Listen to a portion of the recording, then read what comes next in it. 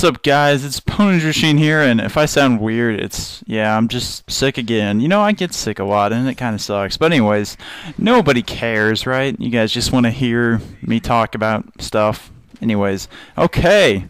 So now that I got my awkward intro out of the way, I'll divulge into what I want to talk about. Yeah, that's right. Fancy vocabulary going on here.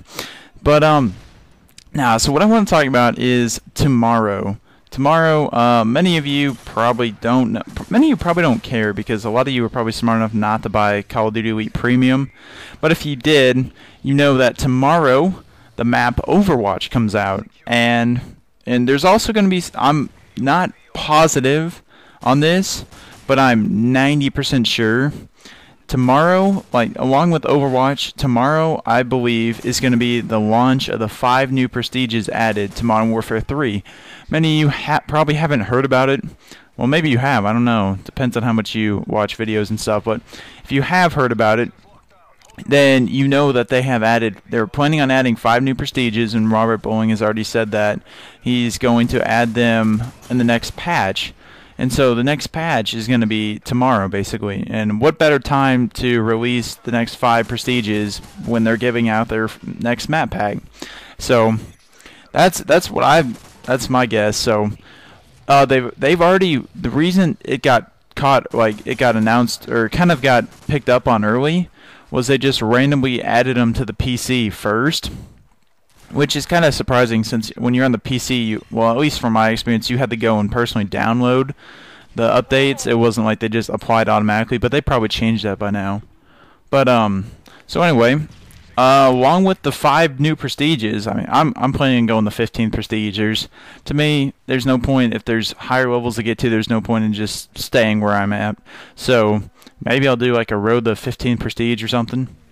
But yeah, so anyways, tomorrow with Overwatch, what I'm going to do is, I'm not positive, I don't know if I have a baseball game or not, so I don't know what, I'll try to get a gameplay up of it, but you guys, I'll probably watch the trailer. The trailer looks like it's going to be High Rise 2.0, except it's going to be a lot more anti-spawn trapping, and when I say that, from what I saw in the trailer, is they made it more like they put a lot more obstacles, and there's like cranes and more stuff to go walk on and stuff.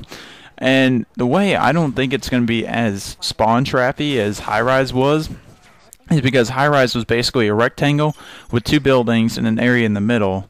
I think with Overwatch, the way it is, it's like more of a square, and there's there's like a complex that runs through the middle of it.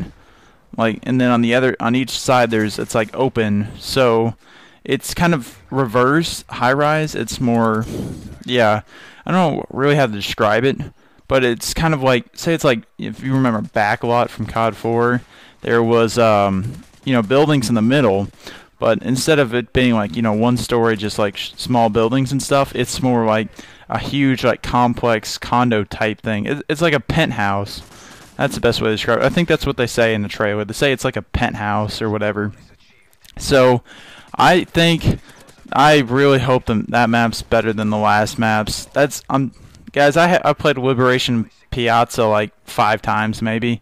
I really don't like those maps. I think they're pretty bad. But you know what? Some people like them. But I promise you, I will definitely upload an Overwatch gameplay because I won't leave you hanging on it again.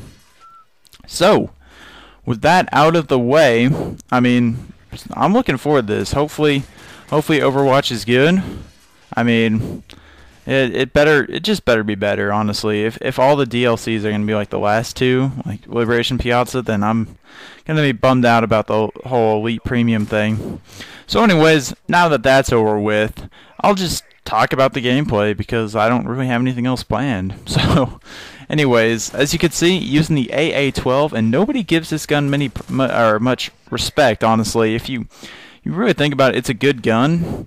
You really got to, I mean, you just have to expect something different out of it than the way it was in Modern Warfare 2. In Modern Warfare 2, it was really overpowered, and you could snipe people across the map with it.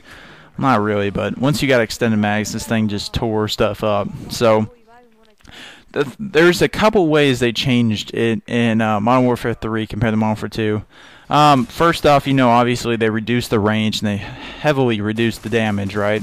So it's not near as strong now, and it doesn't shoot as far, which kind of bums me out, because I didn't really get into the AA-12 Modern Warfare 2, but apparently it was just amazing because I got killed by it enough. But so besides reducing range and damage, they also shrank the extended mags on it. If you remember from Modern Warfare 2, I think the size there's like, what, 12 shots? I think it was like 20, or it was like 2 rows, you know what I'm talking about? It was 2 rows of shots in Modern Warfare 2, and they really reduced that, and I think that's also a big part of the reason nobody uses it, because it doesn't do a whole lot of damage, and it's what is it, sorry. And it doesn't have a whole lot of shots in it. And if you're planning on using the AA-12, just be prepared, for the first few games you use it, you're gonna do bad. You just gotta adjust to it. But the once you get range and damage equally are pretty good on it. So either one, to me, I think is just fine. So it's your choice what you want to use. And yeah. What I recommend using, for a class setup, the best class setup that I found. Okay, so you got to get AA-12, and ooh, what's that? What is that? Oh, that's amazing. So yeah, if you watch the live stream, then you probably saw me, and right here I'm screaming like a little girl, and then it was funny. But so what you want to use when you use an AA-12, you want to use Scavenger, because if you don't use Scavenger, then you only get like 16 shots with it total. Hey, look, another MOAB. That's right. A raw. Got a MOAB. I'll link you his channel. He posts some commentaries and stuff. But so what you want to use, definitely best combinations in my opinion. You want to use Scavenger Pro, so that way you got like 40 shots. You want to use Hardline Pro, because a lot of times you're gonna hit people and you're not gonna kill them, and it's gonna not be good for you if you don't use it. But so yeah, that's the first 2 perks, and then the 3rd tier perk I believe is Steady Aim. Let's see when it pops up here. Okay, it doesn't pop up, never mind. But yeah, so the advantage to using this is you really need sleight of hand. If you don't have sleight of hand, you're screwed. So that's why, you get, like you saw there, get 2 assists, you get a kill, you get sleight of hand. Anyways, guys, nice little voice crack there at the end. Hope you guys liked the video, and if you did, feel free to rate it, subscribe. We're 2 away from 550, so if you want to be that 550th sub, be a boss, subscribe. Anyways, guys, my total score I think was 41-9. Let's see, it'll pop up here. Just give it a second. It's Modern Warfare 3. It's slow. Yep, 41-9. See, with 12 assists, that's where Hardline Pro really helps you out. Anyways, guys, peace.